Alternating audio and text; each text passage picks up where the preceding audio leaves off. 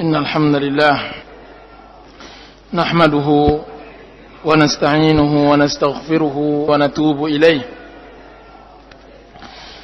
ونعوذ بالله من شرور أنفسنا ومن سيئات أعمالنا من يهد الله فلا مضل له ومن يضلله فلا هادي له أشهد أن لا إله إلا الله وحده لا شريك له وأشهد أن محمدا عبده ورسوله صلى الله عليه وعلى آله وصحبه وسلم تسليما كثيرا أما بعد ومسلمين dan kaum muslimat yang dirahmati oleh Allah Subhanahu wa taala. Assalamualaikum warahmatullahi wabarakatuh.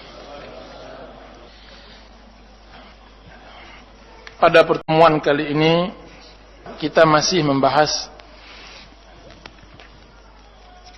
tentang tadabbur Al-Qur'an kita, yaitu surat Al-Isra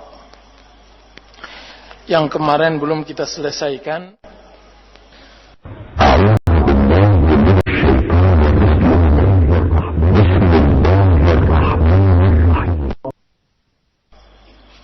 Kemudian Allah mengajarkan kita bagaimana hidup di dunia ini di dalam mengelola harta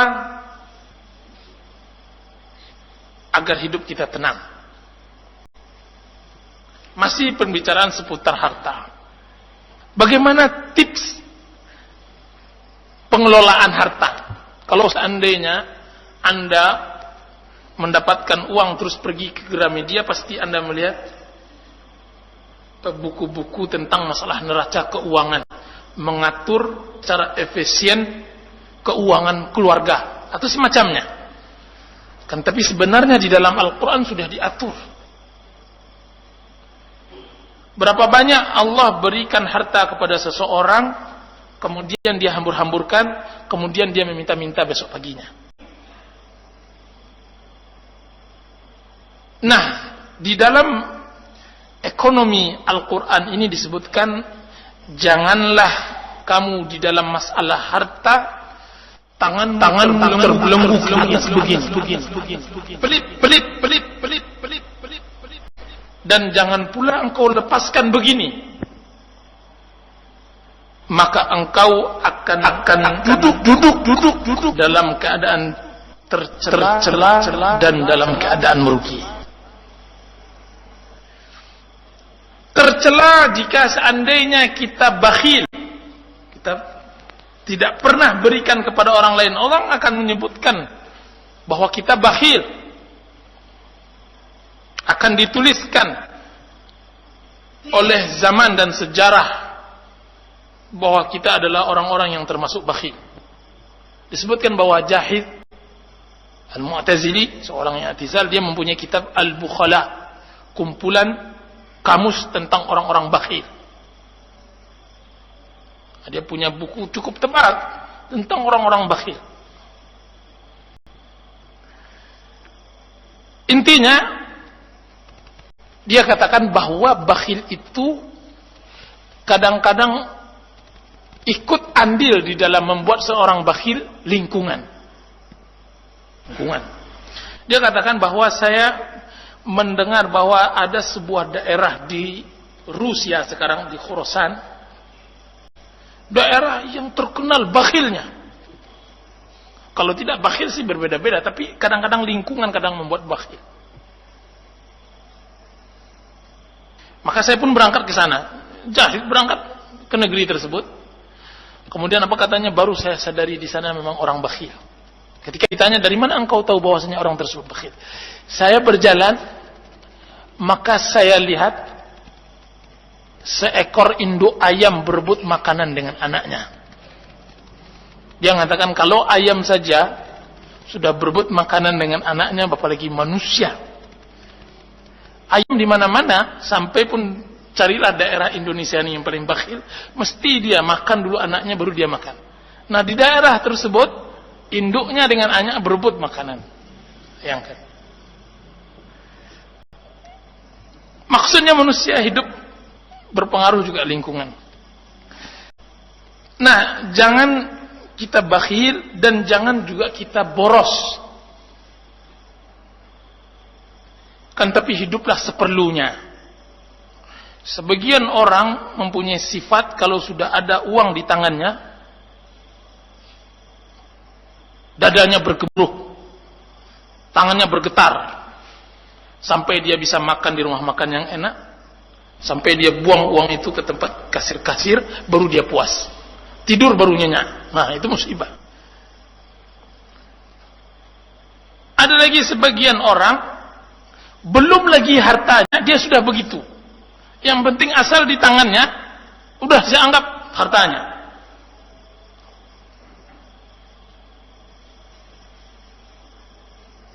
Apalagi pada zaman yang sekarang sulit mencari duit. Nah, ada sebagian orang juga meminjam duit baginya adalah sebuah keuntungan. Sudah meledak tender. Minjam duit untung. Maka dia ajak anak istrinya untuk makan ke Kentucky Fried Chicken. Belum pernah dia makan. Padahal itu bukan uang dia, uang pinjaman yang wajib dia bayar. Tapi karena sulitnya meminjam, dianggaplah pinjaman itu sebuah keuntungan. Sudah sampai mana perubahan zaman pada diri kita ini sekarang ini. Oleh sebab itu, yang benar di dalam kaidah dalam mempunyai harta, kita harus tidak boleh begitu pelit, tapi juga ketika mengeluarkan perhitungan, jangan terlampau boros. Kemudian Allah menyebutkan bahwa rezeki itu takkan kemana-mana. Allah yang akan memberinya. Tidak akan berkurang dari perhitungan dan tidak akan bertambah karena kita simpan. Tidak akan berkurang kalau kita beri dan tidak akan bertambah kalau kita simpan. Ada sebuah hadis yang nyaris saya lupa, bahwa orang yang menghitung-hitung infaknya, Allah akan menghitung untuknya. Maksudnya, kalau seandainya seseorang menghitung infaknya, maka Allah akan persempit tuh harta untuknya. Jadi yang sudah berlalu, berlalulah. Nah, kalau seandainya masalah infak saja kita hitung, mestinya masalah-masalah duniawi juga kita tidak perlu hitung. Kan tapi biasa kan? Sebab bagaimana tidak, kalau seandainya kita hitung akan terjadi nanti penyesalan soal bisa. Coba hari ini aja kita sudah belanja sebanyak ini. Akan membuat kita bakhil, sedangkan kita sendiri sudah bakhil. Kita sendiri aja sudah bakhil, sudah itu dibuat belanja hari ini. Kecuali bagi orang yang boros, layak dia buat seperti itu. Diari untuk pengeluarannya. Tapi kalau dia bakhil, saya rasa tidak layak dia menghitung-hitung. Akan membuat dia bakhil. Menjadi hantu tuh harta ketika dia keluarkan. Jadi harta yang telah diinfakkan tidak dihitung.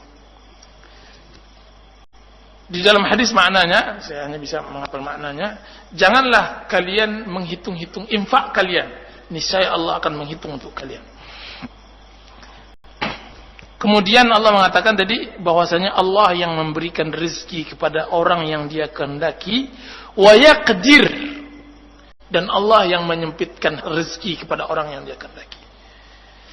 Innahu kana bi ibadihi khabiran basira. Sungguhnya Allah pada hambanya sangat mengetahui dan sangat maha melihat.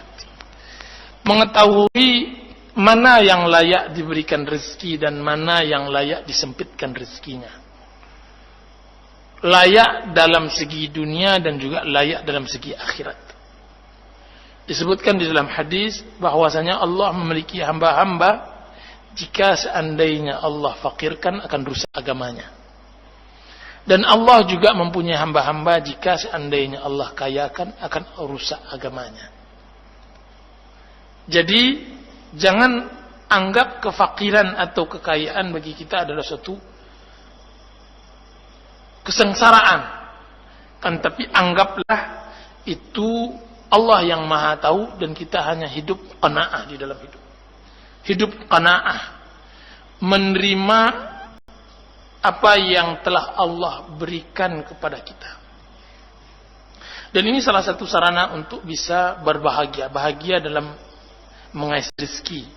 Sebagian orang tidak bisa beradaptasi dengan apa yang Allah tentukan kepadanya. Tidak bisa dia beradaptasi. Ketika dia tidak mempunyai pekerjaan, disuruh oleh orang untuk mengangkat tanah, dia sudah cepat-cepat bilang rematik. Ketika dia tidak bisa mengangkat tanah begitu, disuruh tukang, dia cepat-cepat bilang saya gamang, takut pada ketinggian. Ketika dia tidak bisa begitu, dibilang kalau begitu kamu kerja sopir lah. Dia bilang saya pemasuk angin. Terus kerjaan apa yang layak pada dia? Kalau semua pekerjaan tidak layak, semuanya dia beralasan sakit dan semacamnya, bagaimana dia beradaptasi dengan rezeki yang diberikan oleh Allah Subhanahu wa taala? Kan tapi dia bekerja, kemudian dia serahkan hal itu kepada Allah Subhanahu wa taala. Kemudian Allah Subhanahu wa taala sebutkan, "Wala taqtulu auladakum khasyata imlaq. Nahnu narzuquhum wa iyyakum. Inna qatlahum kana khita'an kabira."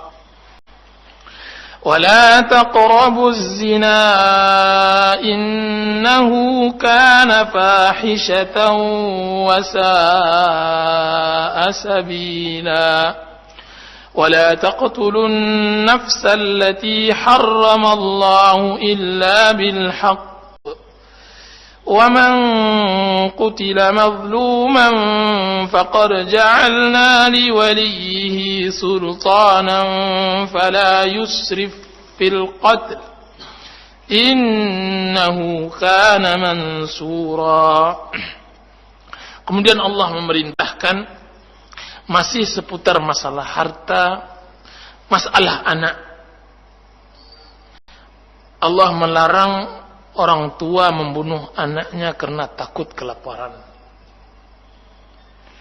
Larangan ini umum dan juga masuk cikal bakal anak. Orang tua tidak benarkan membatasi anaknya karena takut bahwa sulit dia memberikan nafkah, rezeki. Sungguh dangkal imannya jika seandainya dia mengatakan bagaimana mau nambah anak yang ada saja tidak cukup makannya. Subhanallah. Allah yang memberi rizki, Allah yang memberi makan anak. Tegah-tegahnya kita mengatakan begitu, padahal Allah Subhanahu wa taala telah menyatakan, "Wa ma min dabbatin fil ardi illa 'ala Allahi rizquha." Tidak ada binatang melata di atas permukaan bumi ini kecuali Allah yang telah akan memberikan rezekinya. Burung jauh beriman daripada kita, bahkan menjadi permisalan atas masalah harta, masalah rezeki. Burung tadi, "Lau annakum tatawakkaluna 'ala Allahi haqqa tawakkuli la razaqakum kama yarzuqut tayra." Jika seandainya kalian masalah rezeki bertawakal kepada Allah sebenar-benar bertawakal, niscaya Allah akan memberikan kepada kalian rezeki sebagaimana Allah berikan rezeki kepada sang burung.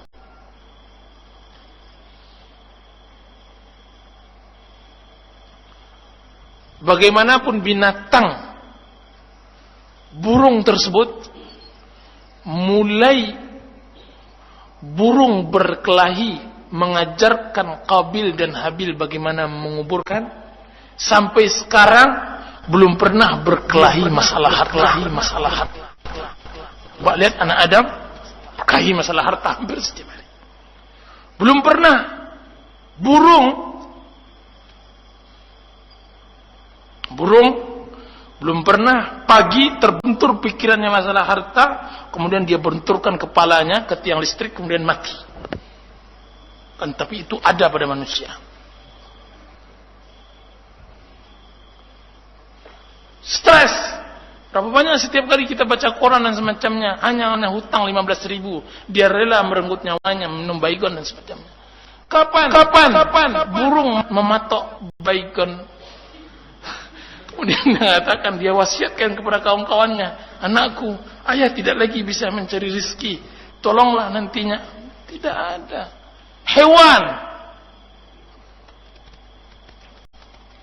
Oleh sebab itu Allah misalkan masalah dengan burung. Sehingga kenapa kita harus takut tidak makan? Khasyat imlaq. Ini sebenarnya kajian mudah, kan, tapi sebenarnya dalam prakteknya sulit. Terus terang saya katakan, kajiannya ringan, masuk akal. Siapa sih di antara seorang muslim berani mengatakan bahwa rezeki bukan Allah yang menurunkan? Tidak ada, kan, tapi di dalam prakteknya begitu. Ngapain KB? Iya, nak kuat lagi beri rezeki anak. Gara-gara tidak bisa. Bahkan ada sebagian ibu-ibu yang berani menggugurkan anaknya gara-gara hanya takut nanti anaknya tidak mendapatkan rezeki. Coba bayangkan. Bagaimana anak akan berbakti kepada orang tua jika seandainya kedatangan anak ditolak secara mental oleh orang tua sendiri? Keberadaannya datang muncul ke dunia ini tidak diterimanya. Wahai anakku, engkau menambah bebanku. Nahnu narzukuhum wa iyyakum. Allah dahulukan, kami yang memberi rezeki mereka anak-anak kalian, baru kalian. Sebagaimana kalian hidup sebaik sekarang sudah menjadi bapak orang, begitu juga kami mampu memberikan anak kecil ini sebagaimana kalian nantinya kami kecilkan begitu. Inna qatlahum kana khit'an kabira. Sungguhnya membunuh mereka adalah suatu kesalahan yang sangat besar. Kemudian masuk kepada perihal masalah zina. Wala taqrabuz zina. Dosa yang berikutnya, jangan dekati zina. Sesungguhnya zina tersebut adalah seburuk-buruk fahisyah, dosa. Wasa'a sabila, dan suruh salah jalan orang yang telah berjalan di atasnya. Allah mengibaratkan supaya jangan mendekati zina, menunjukkan bahwa buruknya zina tersebut. Sehingga Allah memberikan hukuman di dunia yang tidak ada seburuk hukuman zina. Dikatakan oleh Ibnu Qayyim rahimahullah, Allah menunjukkan buruknya zina itu, maka Allah berikan hukuman baginya, hukuman yang terburuk. Sudah dihukum mati, kan, tapi sebelum dia mati dia harus menanggung malu dengan dilempar kepalanya dengan batu sampai pecah, sampai dia mati, mengalir darah sampai mati. Itu yang dia tanggung di dunia. Dan Allah Subhanahu wa taala menyebutkan jangan dekati zina, karena zina adalah sesuatu yang sangat besar. Bercampur nasab dan semacamnya. Disebutkan oleh salah seorang guru, suatu hari dia ditelepon oleh salah seorang akhwat, tapi tidak di sini pengajian jelas ini, nggak di sini. Dia mengatakan bahwa dia ini sering melakukan hubungan surat menyurat, jangan ngeras dulu, surat menyurat dengan seorang pria, dan dia mencintai pria tersebut, laki-laki pemuda tersebut. Sudah itu dia katakan oleh guru tadi, mengatakan kalau begitu haram, tidak dibenarkan, putuskan hubungan. Atau kalau seandainya ingin benar-benar cinta kamu di atas cinta Allah dan Rasulnya, datangilah permasalahan itu sesuai dari pintunya. Jangan lewat belakang, lewat depan. Datangi orang tuanya, kemudian pinang. Atau minta kepada pemuda tersebut untuk dinikahi. Dan yang nelpon akhwat. Dia bilang, enggak Ustaz, yang ikhwan itu pun sudah taubat, kami sudah tidak lagi berhubungan. Ayalah, baiklah. Dan dia pun sering mendengar pengajian Ustaz katanya. Ya udahlah, saya minta nomor teleponnya. Setelah dia minta telepon, berapa waktu setelah itu dia telepon lagi. Assalamualaikum. Waalaikumsalam. Saya si fulan. Oh, Syekh Nyanu, Ustaz Nyanu, kata dia. Iya. Apa kabar? Dia dikabarkan baik-baik. Kemudian dia mengatakan, ada sedikit yang mau saya bicarakan, permasalahan seorang gadis yang menelpon saya beberapa waktu yang lalu. Engkau mempunyai hubungan khusus dengannya. Kemudian dia mengatakan, benar, saya punya hubungan khusus. Dikatakan oleh guru ini, kalau seandainya engkau serius, datangi permasalahan sesuai dengan aturannya. Datangi orang tuanya, nikah. Iyalah, insyaAllah Ustaz. Dia begitu. Selesai permasalahan. Sebulan, 2 bulan, datang lagi perempuan tadi itu. Kan tapi menghadap, kalau kemarin hanya menelpon. Kemudian apa permasalahan? Sudah selesai kan? Sudah, betul. Kan tapi saya telah melakukan zina dengannya. Dia bilang gitu. Ya, taubat. Bagaimana saya mengenal taubat, Ustaz? Katanya. Taubat dengan jujur, taubat, benar. Minta kepada Allah kejujuran, taubat, benar-benar bertaubat. Perempuan itu menangis. Menangis jadi-jadinya, dan dia mengatakan, saya sudah bertaubat, sebenar-benar bertaubat. Kemudian dia mengatakan, ya mudah-mudahan Allah Subhanahu wa taala maafkan. Kemudian dia katakan, sebenarnya Ustaz, saya ingin menyampaikan sesuatu. Apa itu? Saya sudah istri orang. Astagfirullah, kata dia. Terus anak-anakmu yang kau lahirkan, anak siapa? Anak dia atau anak suamimu? Menjadi perempuan ini menangis, semakin menangis. Dia mengatakan, sumpah demi Allah, wahai guru, tidak mungkin anak yang saya lahirkan itu saya pastikan dia adalah anak suami saya. Hampir setiap saat bertemu dengan suami saya tersebut, saya mengucapkan kata-kata maaf kepadanya. Sedangkan suami saya tidak tahu kenapa saya minta maaf kepadanya. Apa kata guru tersebut? Sekarang tahukah kamu bagaimana dosa buruknya, dosa zina? Dia menghancurkan rumah tangga, dia mempercampur adukkan mani yang hormat dengan mani yang hina. Mempercampur adukkan nasab. Coba lihat bagaimana buruknya perzinahan. Apalagi bagi orang yang telah menikah. Sudah itu Allah Subhanahu wa taala mengatakan, wala taqtulun nafsal lati harramallahu illa bil haqq. Jangan coba-coba membunuh jiwa yang diharamkan oleh Allah Subhanahu wa taala kecuali yang hak. Ada hubungannya dengan masalah zina. Orang yang berzina biasanya hamil. Nah, Allah mengingatkan jangan coba-coba untuk menutupi rasa malu. Jangan bunuh bayi yang ada di kandungan tersebut. Bertambah dosa di atas dosa nantinya. Illa bil haq, kecuali dengan hak.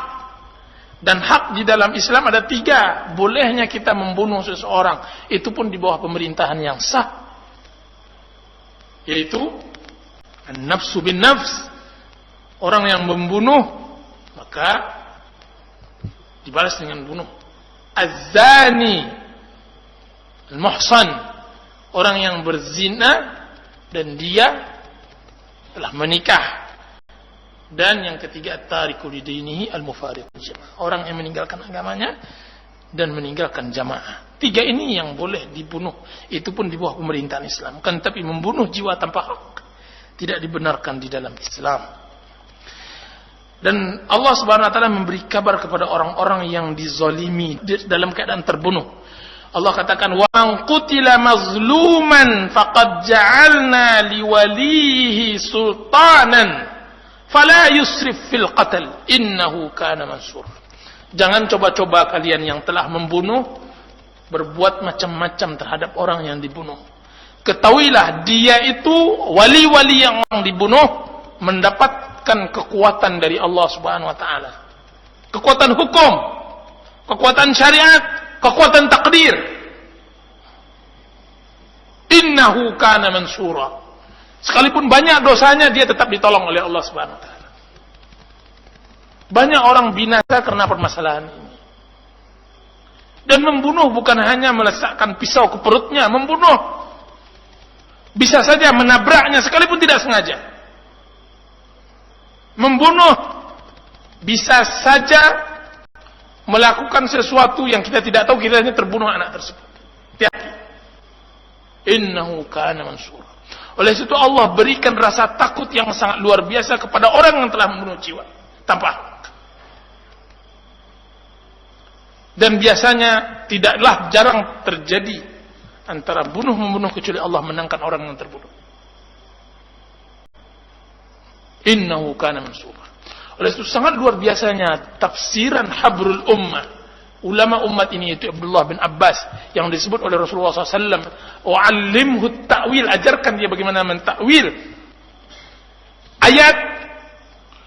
Dia sudah bisa memprediksikan, beliau sudah bisa memprediksikan bahwa kemenangan di tangan Muawiyah bukan pada Ali.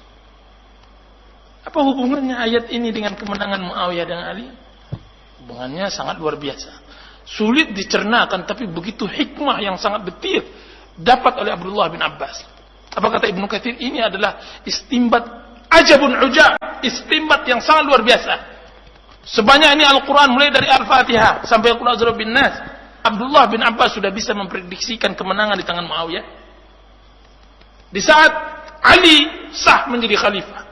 Muawiyah hanya memegang Syam. Permasalahan-permasalahan sepele. Muawiyah radhiyallahu an menuntut darah Utsman yang mana dia adalah walinya. Dan Ali menuntut diserahkannya Syam. Terjadi pertempuran. Dan Abdullah bin Abbas mengambil istimbat ayat ini bahwa kemenangan di tangan Muawiyah. Kenapa? Karena dia adalah wali darah yang terbunuh.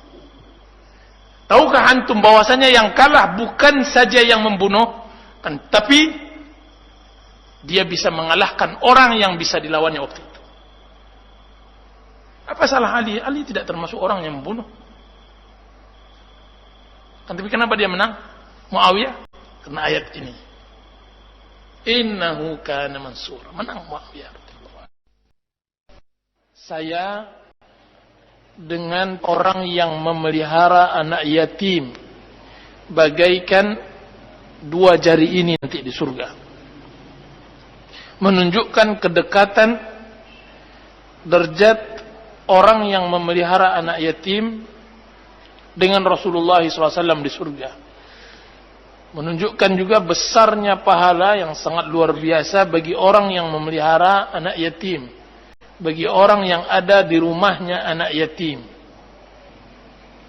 Lihat bagaimana ancaman Al-Quran Karim bagi orang yang meluluh lantakkan harta fakir miskin atau meluluh lantakkan harta anak yatim. Allah Subhanahu wa taala berfirman, "Innal ladzina ya'kuluna amwalal yatama zulman innama ya'kuluna fi butunihim nara wa sayaslawna sa'ira." Sesungguhnya orang yang memakan harta anak yatim secara zalim, sesungguhnya tak ubahnya mereka makan untuk memasukkan ke dalam perut mereka dari api. Sama tak ubahnya mereka makan api, mereka masukkan ke dalam perut mereka. Dan nantinya di akhirat mereka akan mendapatkan api neraka yang membakar mereka. Dan di dalam surat Al-Ma'un Allah mensifatkan orang yang tidak menyuruh atau orang yang memakan harta anak yatim tanpa hak, dialah orang yang mendustakan agama. Allah mengatakan, Bismillahirrahmanirrahim. Ara'aita alladhi yukadzibu bid-din, fadzalika alladhi yad'u al-yatim wa la yahuddu 'ala ta'amil miskin. Mereka tergolong dua golongan. Golongan yang pertama, anak yatim yang ditinggalkan ayahnya sedangkan dia tidak mempunyai harta. Anak ini dia membutuhkan dua. Pertama, sokongan dari kita di dalam hal materi, dan yang kedua sokongan dari kita dalam hal moral, memberikan norma-norma agama kepadanya. Dan anak yatim yang kedua adalah anak yatim yang ditinggalkan oleh ayahnya harta yang sangat banyak. Anak yatim kaya raya. Ini juga diwajibkan oleh Allah Subhanahu wa taala kepada kita semua dua hal. Pertama, menjaga harta anak ini supaya jangan sampai kita memakannya tanpa hak.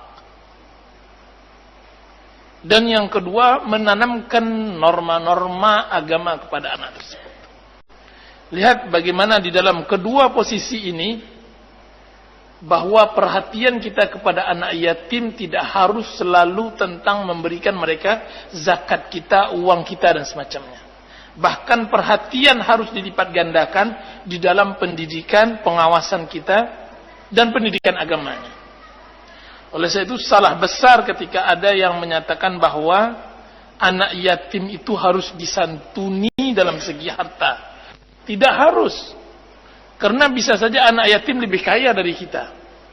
Yang perlu di dalam hal ini yang utama adalah memberikan sebuah lingkungan islami kepada mereka. Karena sekarang mereka tidak lagi mempunyai ayah satu orang, akan tapi semua laki-laki yang sudah baligh, yang sudah bisa bertanggung jawab, dialah ayah.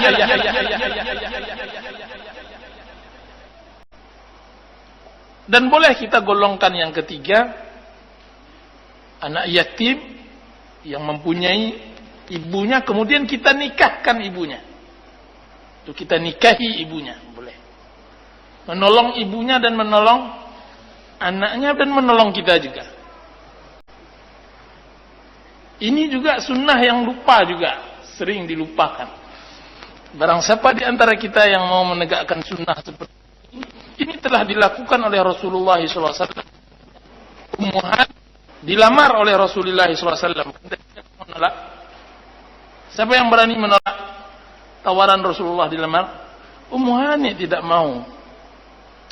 Dia tidak mau dinikahi oleh Rasulullah SAW dengan alasan yang ada pada diri beliau, yaitu beliau tidak bisa memberikan hak beliau sebagai seorang istri dengan banyak anak yang dimiliki, atau alasan yang lain. Yang jelas Ummu Hani salah satu.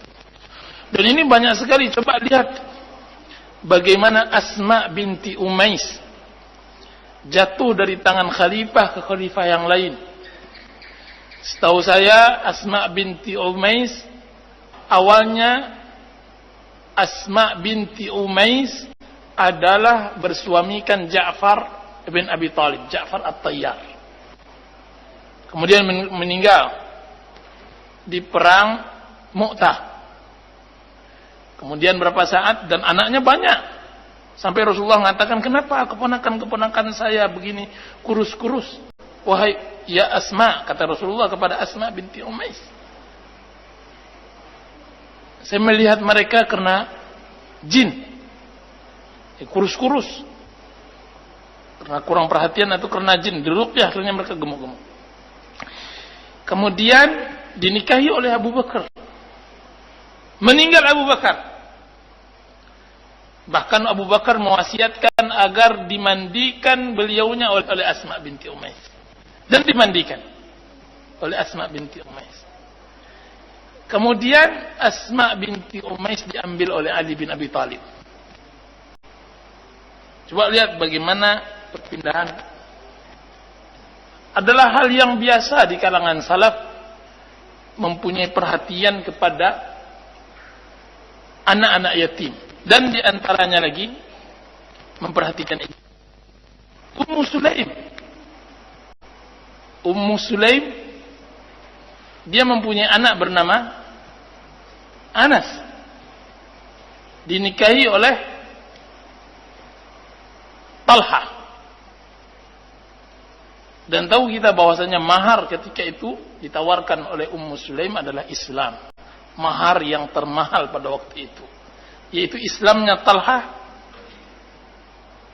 Itulah mahar yang diminta oleh Ummu Sulaim. Jadi ada 3 hal yang harus kita perhatikan di dalam masalah anak yatim ini. Yang terpenting dari itu semua, jika seandainya kaya, kita harus pandai menjaga harta anak yatim seperti ini. Maka teringat juga oleh saya bagi siapa yang mempunyai, bahkan bukan saja bagi siapa yang mempunyai harta, kan tapi barang siapa yang mempunyai hal-hal yang dirasa penting dia sebutkan sebelum dia wafat, maka hendaknya dia tulis wasiat. Bahkan Abdullah bin Umar mengatakan, saya tidak mengizinkan setiap saya tidur kecuali wasiat ada di bantal saya. Karena kita tidak tahu kapan kita meninggal dunia, dan kita tidak tahu kemana kita akan serahkan anak-anak kita.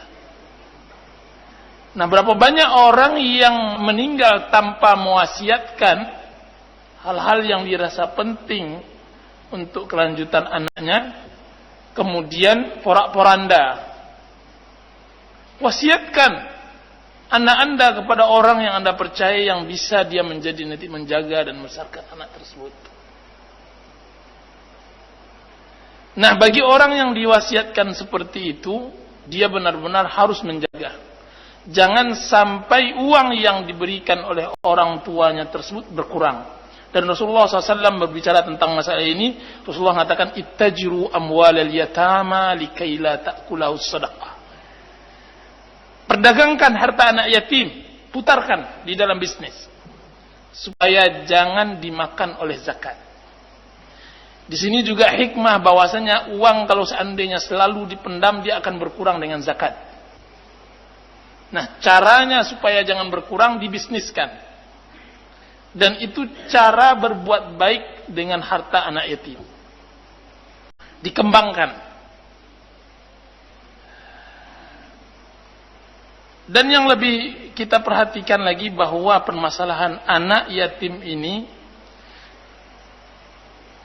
adanya mestinya di lingkungan yang Islam, perhatiannya agak berlebih lah kepada anak-anak yatim ini. Sehingga jika seandainya ada anak yatim diperhatikan oleh semua kaum muslimin, saya yakin kesedihan yang ada pada dirinya akan hilang.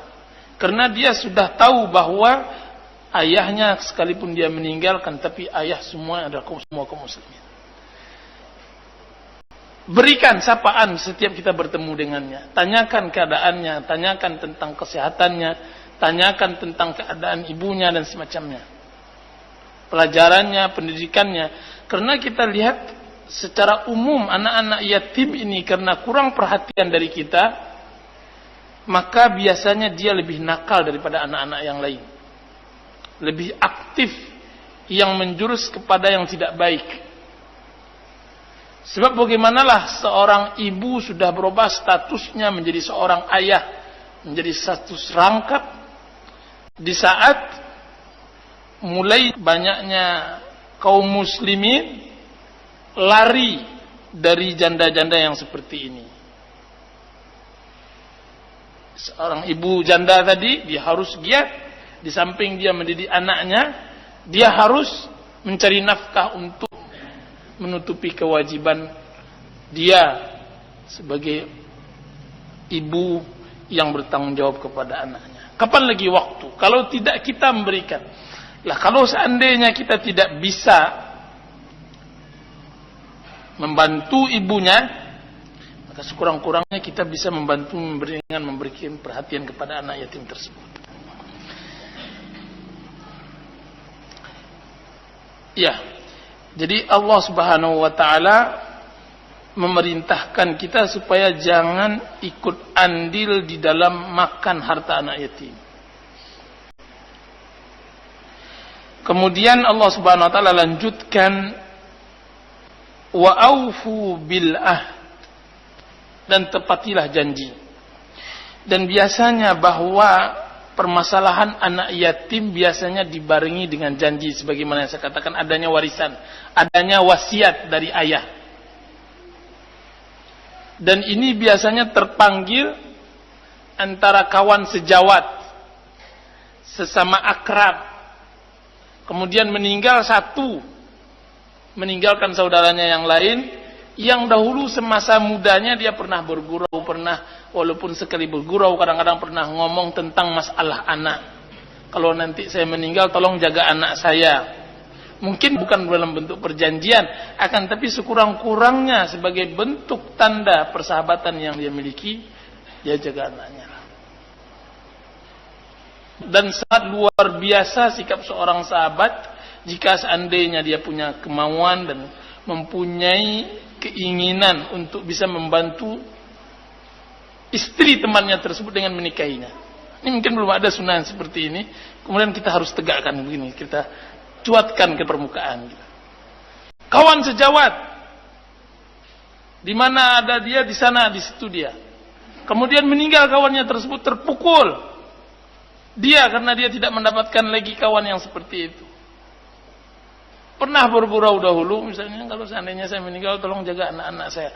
Ada semacam tersirat kalau begitu, tidak ada jalan lain kecuali dengan menikahi ibunya, yaitu menikahi.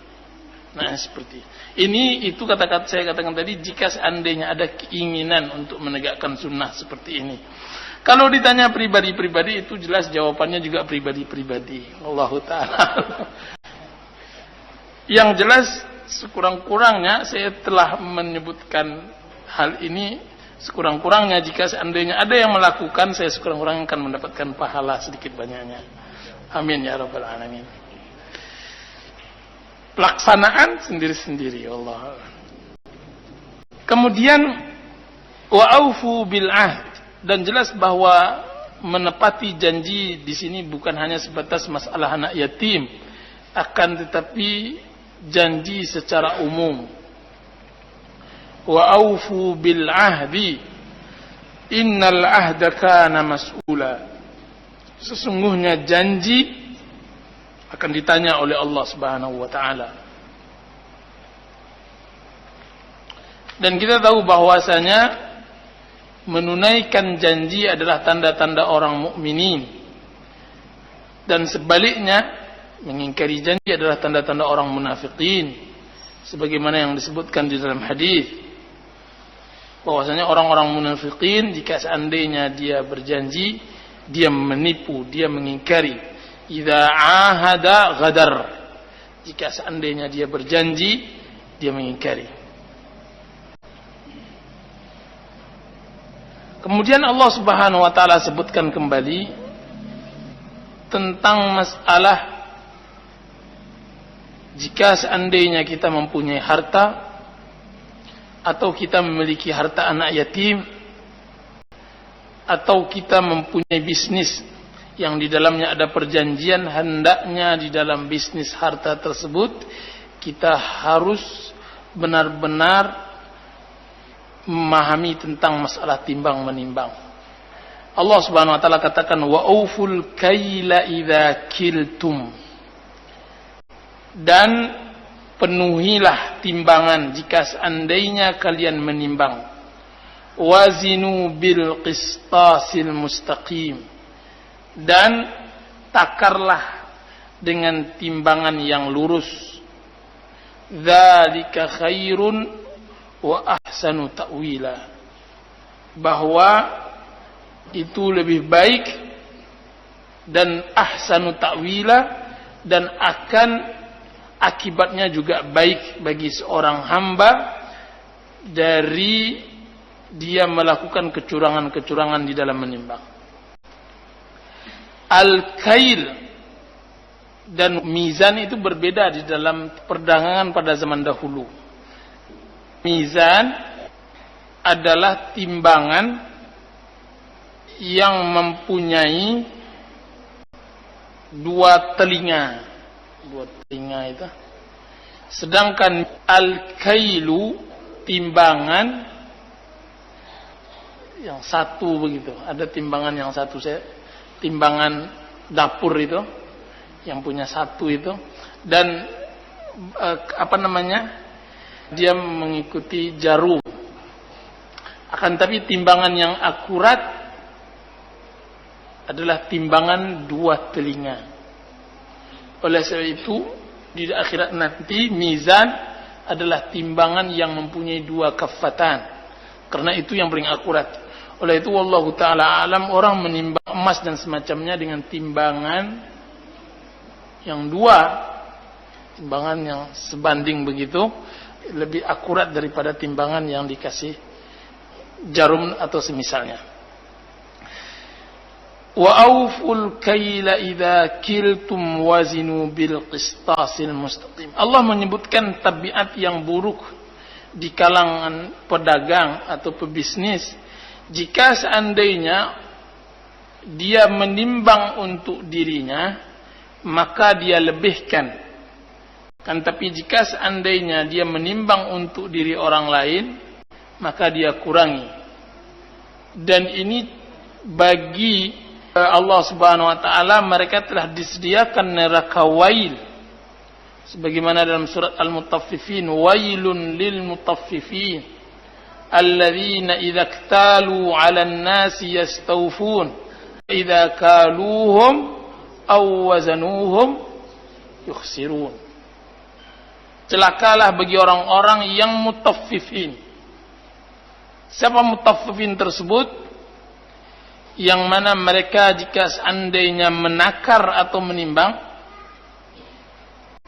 untuk manusia, mereka kurangi. Jika seandainya menimbang untuk mereka, mereka lebihkan.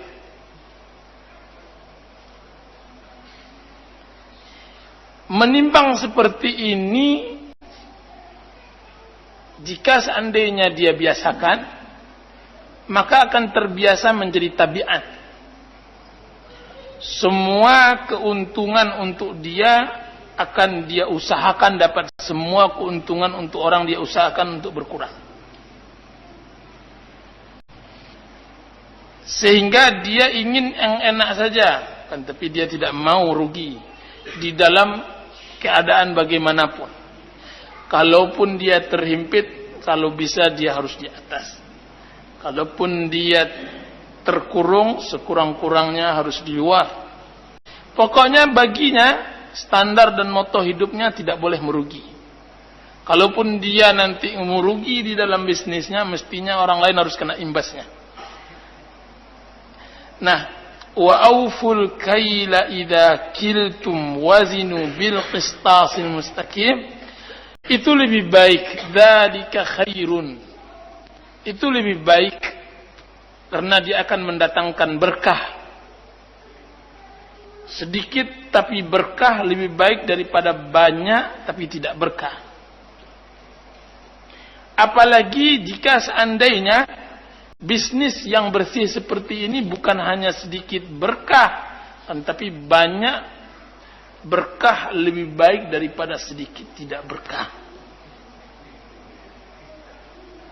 Bagaimana tidak orang akan senang kepada orang yang berbisnis seperti ini.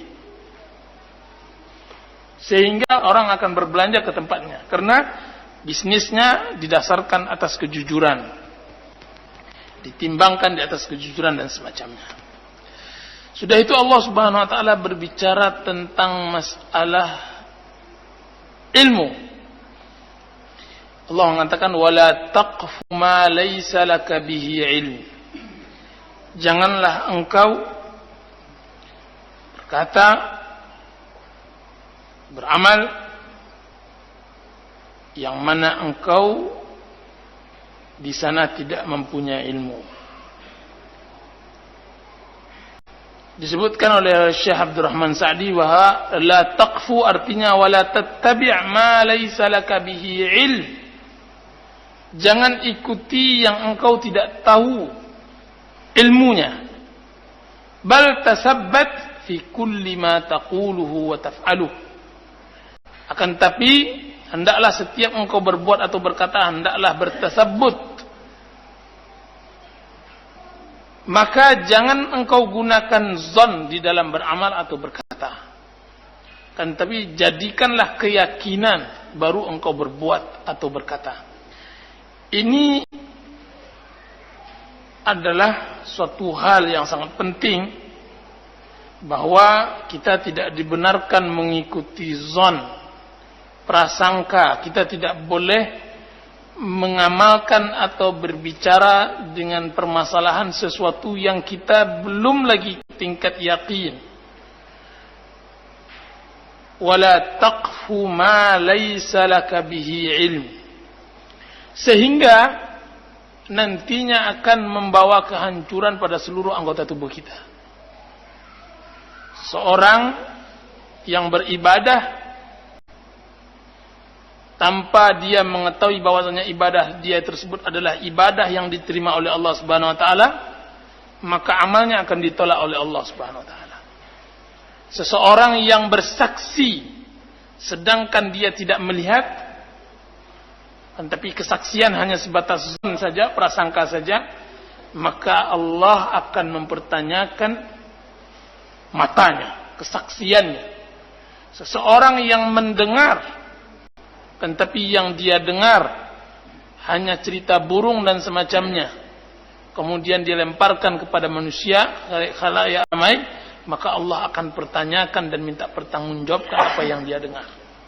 Sehingga Allah mengatakan lanjutan ayat tersebut, innas sam'a wal basara wal fuada kullu ulaika kana anhu mas'ula. Sungguhnya pendengaran, penglihatan, hati, semua itu akan dimintakan oleh Allah Subhanahu wa taala pertanggungjawabnya. Kemudian Allah melanjutkan bahwa kita tidak dibenarkan sombong di atas permukaan bumi ini. Sombong karena kita mempunyai ilmu lebih dari yang lain. Sombong karena kita mempunyai harta lebih dari yang lain. Sombong karena kita lebih mengetahui dari yang lain dan semacamnya. Karena Allah mengatakan wala tamshi fil ardi maraha. Janganlah kalian berjalan di atas bumi ini dalam keadaan yang sombong. Kemudian Allah katakan, sejauh manalah kehebatan kalian? Innaka lan takhriqal arda wa lan tablughal jibala. Belum pernah rasanya kalian pernah membor bumi, dan belum pernah juga engkau bisa mengukur gunung. Kalau masih tingkat kalian belum bisa menembus bumi, belum juga bisa mengukur gunung, janganlah pula sombong dengan saya, kata Allah Subhanahu wa taala. Kullu dzalika kana sayyi'uhu 'inda rabbika makruha. Semua hal-hal yang di atas, semua yang dilarang oleh Allah Subhanahu wa taala itu sangat dicela oleh Allah Subhanahu wa taala, yang seharusnya dijauhi oleh kaum muslimin. Dan ini menunjukkan bahwa hal-hal yang diterangkan di atas diusahakan, hal-hal larangan kita harus menjauhinya. Karena hal tersebut tidak disukai oleh Allah Subhanahu wa taala. Kemudian Allah menerangkan bahwa hal-hal yang di atas banyak tadi itu adalah hikmah. Dzalika mimma auha ilaika rabbuka minal hikmah. Itulah apa-apa yang telah Allah wahyukan kepadamu dari hikmah, dari kata-kata bijak, dari adab dan akhlak yang harus kalian ambil. Kemudian Allah tutup perintah-perintah dan larangan-larangan di atas dengan ucapan jangan kalian jadikan Allah sebagai tandingan. Allah buka dengan tauhid, adab-adab dan akhlaknya Allah tutup kembali dengan tauhid. Wala taj'al ma'allahi ilahan akhar. Janganlah jadikan bersama Allah ilah yang lain. Menunjukkan pentingnya tauhid. Seakan-akan tidak ada gunanya kalian beradab dan berakhlak sebagaimana yang aku terangkan di atas, tapi kalian tidak bertauhid, tidak ada gunanya. Sama halnya jika seandainya kalian mesti bertauhid, akan tapi tidak bisa menjalankan hal-hal di atas, berarti belum sempurna tauhid yang kalian miliki. Kemudian akibat dari kita tidak bertauhid, mensyirikkan Allah Subhanahu wa taala, fatulqa fi jahannam maluman madhuha. Akan dicampakkan ke dalam neraka jahanam dalam keadaan bersalah. Inilah beberapa adab dan akhlak dan larangan Allah Subhanahu wa taala yang telah kita pelajari.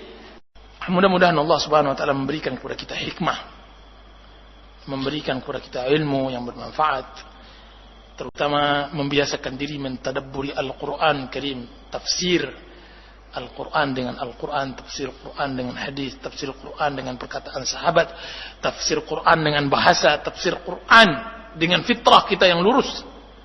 Ini yang bisa mentadabburi Al-Quran Karim. Dan kita cukupkan sampai di sini. Wassallallahu ala nabiyyina Muhammadin wa ala alihi wa sahbihi wasallam. Wassalamu alaikum warahmatullahi wabarakatuh.